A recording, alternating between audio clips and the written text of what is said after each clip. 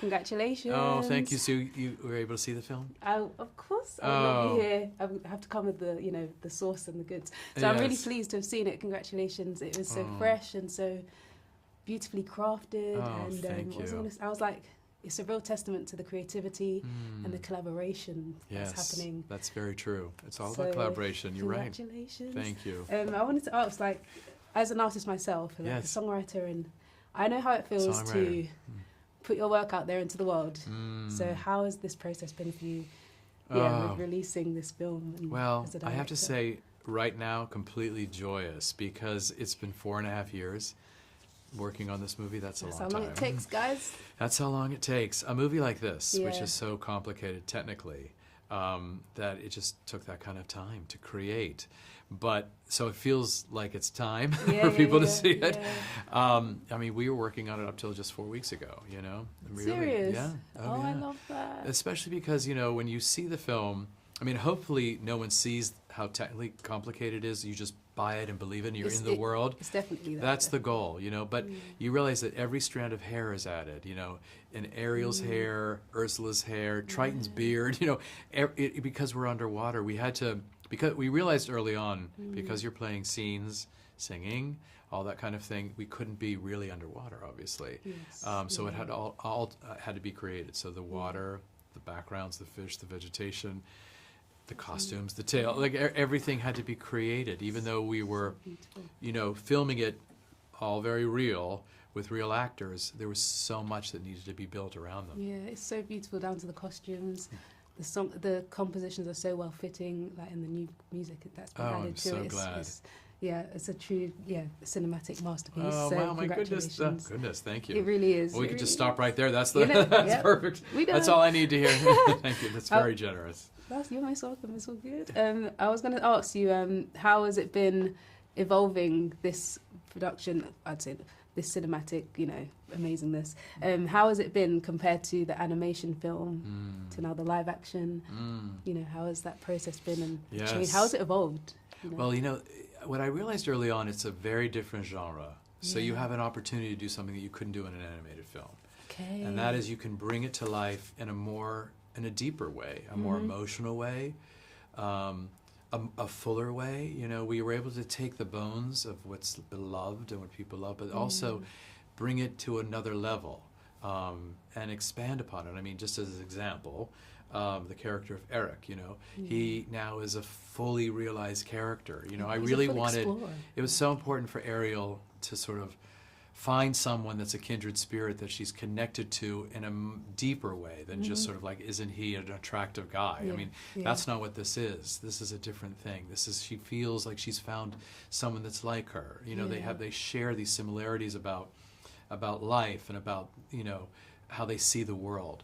I mean, when I went back to the Hans Christian Andersen tale at the beginning of the whole journey, I did realize how modern it is, the story. About, I mean, even back written in the 1830s, about someone who feels they don't belong, feels somewhat displaced, and feels like they want to go on an epic journey, embark on a journey where they learn not to be afraid of someone different than them. Yeah. And I thought, wow, this is so timely. Absolutely. Not afraid of someone that's different than you, to embrace that world. And that's really what this is about. And in a way, sort of Romeo and Juliet-esque, they're from two different worlds and they find each other. Yeah. So it was very special to learn that, and that was the sort of the center of this whole film for me.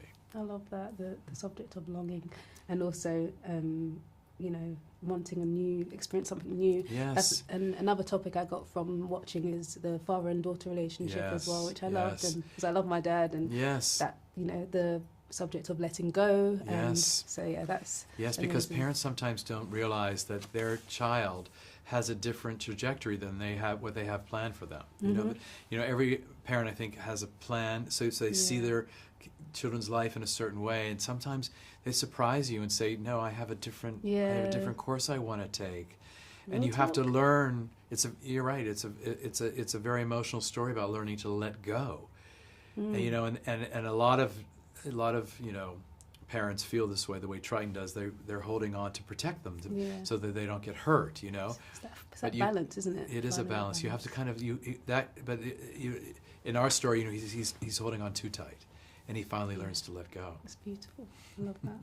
So I am currently playing Eliza Hamilton in Lin-Manuel's Hamilton You're musical. kidding! Congratulations! Yeah, Wow, what a great role for you. Thank you. What a masterpiece of a show. Oh yes, it is. And I love in the show that it's so diverse in the casting. Yes, that's one thing I really do love. And I saw that in The Little Mermaid, and I was like, I loved it. I loved seeing that. And what did that do for you? And you know, what did that bring to the film, or even particular scenes like under the sea? Like, yeah, I'm just interested to know your thoughts on the diversity. Well, it was so important to me because first of all, I felt like we could lean into the mythology of this. So, this idea that Triton has daughters from the seven seas. That's something I came up with that I thought that gives it a more global, expansive sort of theme.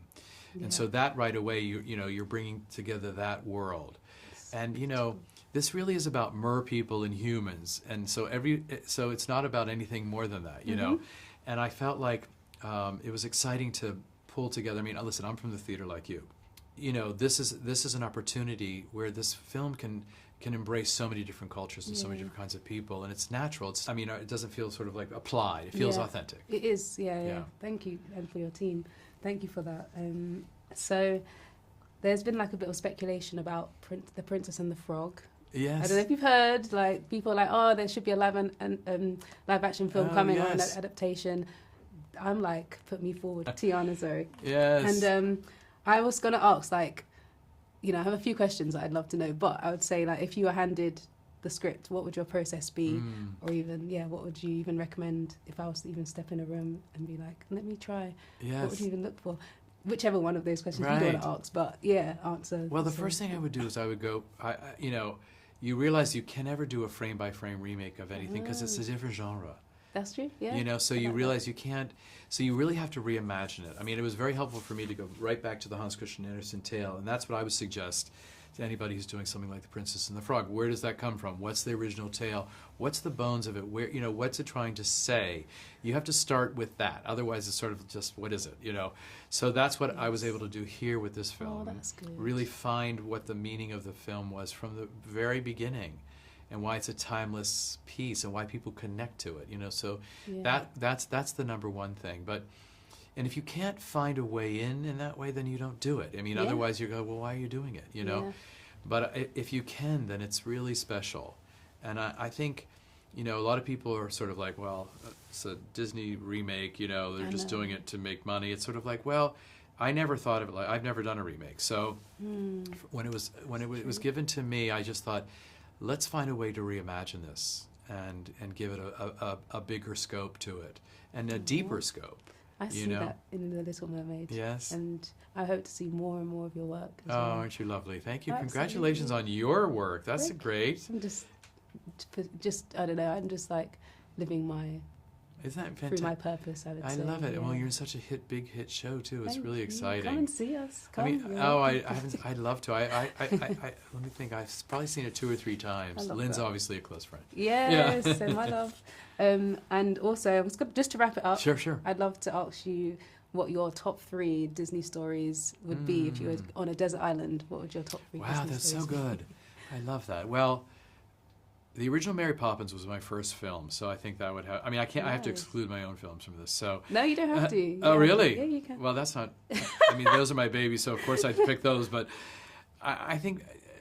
I mean, listen. I'll leave those to other people. I feel like in a way, Mary Poppins for me, the first one was so formative, and I think that would be one I would take. And then, animation-wise. I grew up loving 101 Dalmatians. Oh, nice. I love that. I love it so much. Love that. And then I guess, I mean, it's funny. It's always ones that you saw as a child, and this is sort of an obscure one. Well, maybe it's not obscure, but Pollyanna. Okay. Pollyanna with the brilliant Haley Mills. Nice. Is an exquisite film. It's so uplifting. It's such a joyous experience. She won an Oscar for that role. A juvenile Oscar for Pollyanna, and that's just, It's brilliant. Amazing. So yeah, there are a That's lot so of Disney cool. films that mean a lot to me. I love hearing that. Thank you so much. Thank you for your time, and Thank you. congratulations. Enjoy your time here in London. Thank you It's so been a much. joy, and I hope to connect paths with you again Thank one you. day. That's so lovely. Nice to meet You you. yourself, And yourself. congratulations to you. Thank you. Thank you. Take care. Take care.